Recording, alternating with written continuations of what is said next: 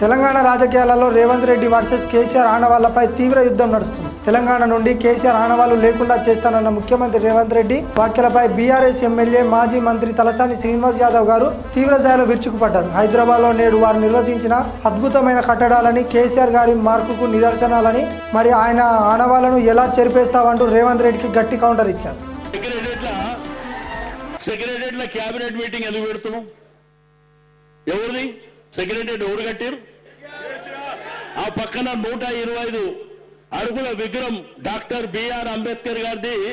ప్రపంచంలోనే ఎక్కడ లేదు అంత పెద్ద విగ్రహం. ఎవరు కట్టారు?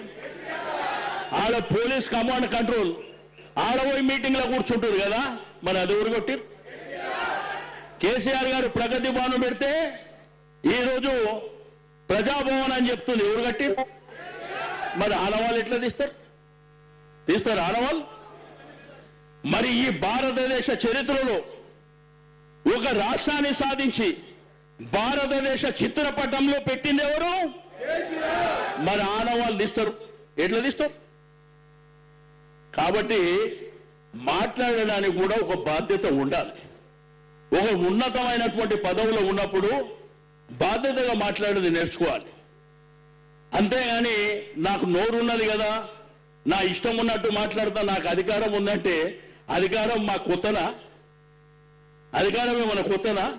కేసీఆర్ గారి చరిత్రలో 45 సంవత్సరాలలో నిరంతరంగా ఆయన గెలిచినటువంటి నాయకుడే కదా, కేంద్ర మంత్రిగా చేసినటువంటి నాయకుడు కదా.